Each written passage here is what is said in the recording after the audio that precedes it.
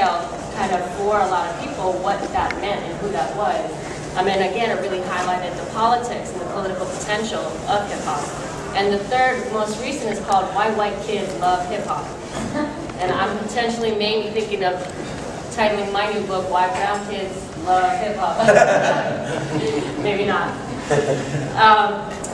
My own work is on South Asian American hip-hop artists, and I've worked with and known some of these folks for over 10 years, so it's really amazing to bring us all together and to have it perform. So my right is Abstract Vision. He's from Staten Island, New York, a Pakistani Muslim, and a lot of his lyrics are incredibly politicized, really talking about the situation of being a brown man in New York and post 9/11 East Coast. And the name of one of his albums is Politrix. And you should check out his website. It's deep. To the right of him is Chee Malabar. Chee Malabar is from India, migrated as a 1.5er before the age of 50 to the Bay Area, and then moved to New York, was in Brooklyn for a while, now is in LA. So no one's really rooted this sort of a diasporic sensibility. He's part of a two-man hip-hop group called the Himalayan Project with Rain Man, who is Chinese. He's not here today. And Chee Malabar has 4 albums out. We brought albums, so if you're interested, please support the artist. 2 of them are with his rapping partner, the Himalayan Project, and I believe 2 are solo. The more recent ones, including Oblique Brown. To the right of him is Kabir, MC Kabir. Kabir is Boston-based, but also a migrant and diasporic soul. Very also politicized. All of these artists have explicitly political lyrics. Kabir is from Boston, and he's a hip-hop educator as well as an MC, and he makes his own beats oftentimes on the spot. So incredibly prolific, and his lyrics are really, really striking. It makes you want to, really pay attention to exactly what he's saying. And to the right, doesn't need any introduction, DJ Rekha, like Kabir, from England, and then came to the U.S. I think DJ Rekha basically brought Bhangra to the U.S. She is just one of the most well-known and respected South Asians globally, particularly in popular music. And she's New York-based, and she has an album that just came out that was featured also on NPR. So we're going to start with a few questions. I'll stop because I've already spoken way too much. We're going to ask them a few questions, nothing too crazy, and we also want audience participation. So I'll let Bakari open it up. Well, I want to ask TJ what you just said it off. Can you talk some about the history of the marriage between these 2 cultures within hip-hop? You mean like South Asian music? And right. Just to kind of give people some background. Okay, we'll take it back. I mean, the idea of India, South Asia, in American culture and music is not new. Right. It's been around for a long time, mostly in a classical way, especially on the West Coast with classical musicians of Zakir Hussain, Ravi Shankar, etc. Collaborated a long time with musicians. But to take it to hip hop, I would say,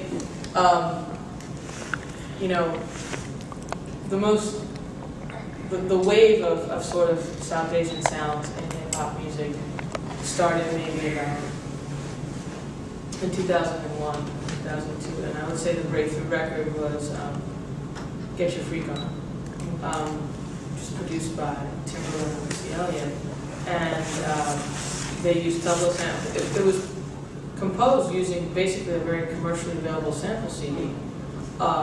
So there's a really prominent tabla riff in there that's, I forgot, like it's basically samples from very commercially available sample CDs. And what sample CDs are these things that producers can buy or access that are free and clear pieces of music to use in their own work. So you don't have to worry about rights and stuff. And there's sample CDs of all varieties and genres. I'm working on them right now. So that was sort of one song, and I remember hearing it on the radio and being like, oh wow, and it was a little out of context musically. I mean, there's a little bit of a lyrical sample as well. Didn't seem to necessarily go with the song. The song I think was pretty dope, and it was groundbreaking in its own way.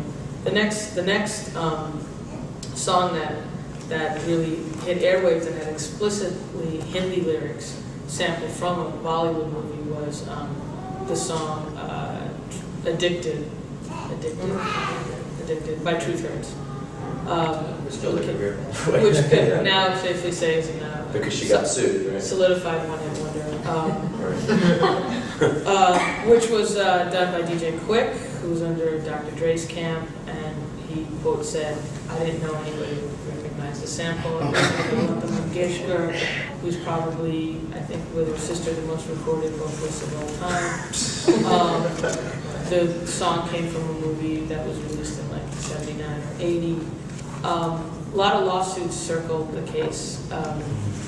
Some with merit and without merit. The guy who produced the music sued without merit because in India for the film studios, all the work is work for hire, and so the producers don't have rights to them, so he got in the mix and sued anyway. His name was Bumpy Larry, and Bumpy Larry, you know, of course, ironically, has been notorious for lifting other people's stuff blatantly, Gloria Estefan and the like. So then there's that song. And then you start hearing different other kinds of things creeping in. I mean, this is just from a North American perspective. In the UK, the story's a little different. And then we have the big, and then, you know, you start hearing like more tabla samples, more string samples and various things. And I just see it as a widening of the palette for hip-hop producers. Different sounds. You hear fluted, big pimping. There's more Timbaland Magoo stuff. There's Indian flute, various things.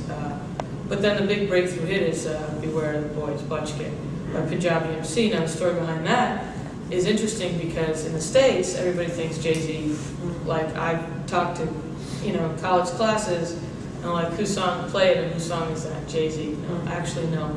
The track is a bona fide international hit before Jay-Z even touched it. In fact, the reason he even knows about it is because he was in Europe and was playing everywhere. It's one of those, you know, ubiquitous songs that just, it's the hit of the summer or whatever. So the song was produced in '98. It actually heavily sampled Busta Rhymes, which is sampled Knight Rider. Right. So the legal chain was correct. Now Busta Rhymes cleared the sample from the Knight Rider music. Punjabi MC didn't necessarily clear it at the time, and eventually did. The bulk of the money went to Busta Rhymes' camp. And then that song was bought at a Medem conference for the U.S. territory by Patrick Moxie, who owns Sequence Records and Ultra Records, which is just a factory, compilation factory. Basically, Moxie is a notorious guy in the music business, just typical shady music executive. He also happens to manages Beanie Man, amongst other interests, but has done very well doing dance music compilations like Ultra Music, really cheesy house remixes and stuff like that. Moxie bought the rights in North America. Jay-Z had already rapped on it. They had to negotiate the deal. They didn't want Jay to release it. He snuck in on this and that, sang in concerts once in a while. So that was the most pronounced, significant song that I would say Bangla/hip-hop or whatever. And the palette is just widening. It's not a big. It's sort of, I think, embedded now in hip-hop. But the lyrics that Jay-Z sings over the Punjabi MC song don't seem to make a lot of sense with it. A lot of people still think that Punjabi MC actually sings that song. He doesn't. He produces it. The singer is Love Jinjua, who also saw no love from the success of that record necessarily, who just made it to England for the first time this year. Jay-Z and Punjabi MC never met, so as far as I know, the things are done by file sharing and whatnot. And so that's kind of the brief whatever. We're not leaving too much stuff out, but yeah, that's kind of it now. Accessibility or exposure, and there are tons of songs. I can't identify them all. Even a Beyonce song or